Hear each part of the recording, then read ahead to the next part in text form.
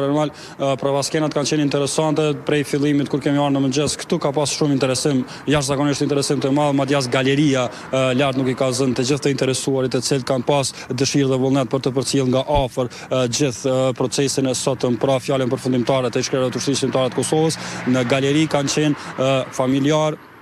dhe bashkëpunëtor të afërm të ish-kryetarëve të Ushtrisë Shqiptare të Kosovës, përfshi në këtë rast pra ka qenë edhe Shqive Selimi, deputeti e Kuvendit të Kosovës, gruaja e Recep Selimit, në ndërkohë ka qenë edhe ministri i punëve të jashtme të Kosovës, një herë zënës kryeministri i parë Glau Konjupca, i cili ka pas një paraqitje të shkurt para mediave edhe para se të futej në seancë, i cili ka thënë pra se është këtu për të dëshmuar dhe për të mesazhi që ai përçon është që qeveria e Kosovës, Republika e Kosovës ju qëndron prapa dhe se UÇK-ja nuk ishte një ndërmarrje për bashkët kriminale, por ishte një ndërmarrje për bashkët çlirimtare. Procesi në galeri ka rrjedhur me një qetësi dhe me një kuriozitet jashtëzakonisht të madh për të dëgjuar ish-kryetarët e Ushtrisë Shqiptare të Kosovës në fjalën e tyre përfundimtare, për të mos përsëritur, pra kemi dëgjuar të gjitha ato se çfarë kanë thënë. Ata në ndërkohë ka pas edhe një seancë në fillim ku ka pas parashtrime nga ana e mbrojtjes, ku ka qenë kryesisht Luka Mishetić, avokati i Hashim Thaqit, dhe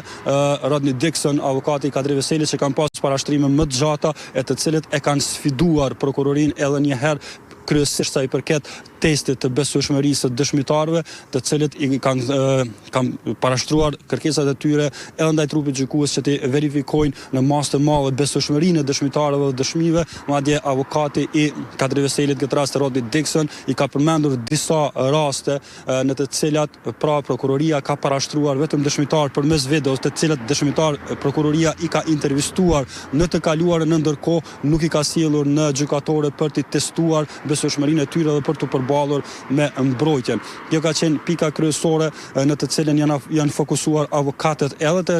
më vonë edhe të Recep Selimit dhe Jakub Krasniqit, mirë po kryesisht këtë sfidë ja kanë bë Luka Mishetić dhe Rodney Dixon dhe i kanë drejtuar pra këto kërkesa drejt trupit gjykues. Në ndërkohë interesante ka qenë një gjë që patjetër, përveç pretendimeve të cilat i parashtroi mbrojtja dhe kërkesat që i parashtroi, në fund prokurorët nuk e kanë pas më as edhe një fjalë. Pra gjyqtari Charles Smith, kryetari i trupit gjykues, u ka dhënë edhe një mundësi për të parashtruar dhe sfiduar ato çfarë mbrojtja ka paraqitur pra në paraditës, në ndërkohë nuk ka pas as edhe një fjalë tjetër nga ana e prokurorëve, kanë thënë se nuk kanë asgjë për të shtuar dhe ajo çfarë më së shumti i ka goditur mbrojtja, pra prokurorët i ka thënë gjyqtarëve se prokuroria i ka futur në një kurth duke e ndarë dhe coptuar akt akuzën dhe ja ka lënë trupit gjykues që t'i bëj bashkë të gjitha ato për të arritur për të nxjerrur një aktgjykim fajsues, këtë rast për ish-kryetarët e Ushtrisë Shqiptare të Kosovës. Në këtë rast mbrojtja ju ka thënë se prokuroria po tenton që trupi gjykues t'ua bëj punën e prokurorëve. Bazuar në rregulloren e procedurës së provës, tashmë nuk ka më seanca, janë mbyllur gjitha, aktgjykimi do shpallet brenda 3 muajve, me gjithë të drejtën të cilën e ka trupi gjykues këtë rast për të kërkuar edhe 2 muaj shtesë, mirë po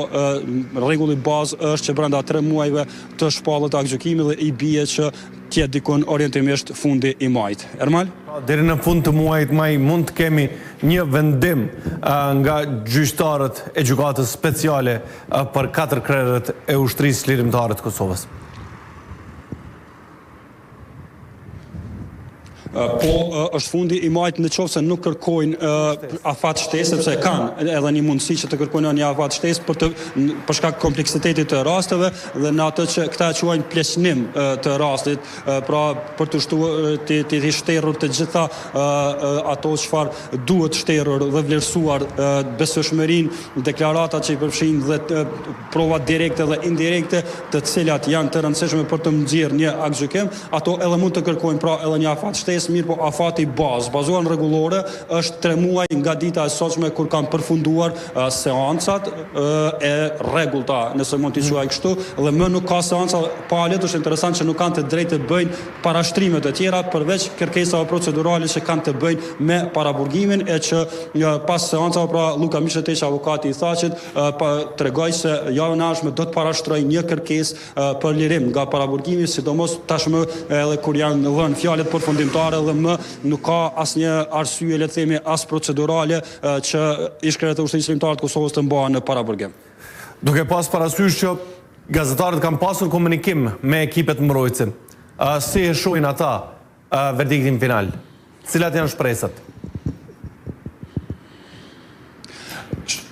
Shumë interesante është kjo që ekipet mbrojtëse po tregohen të rezervuar,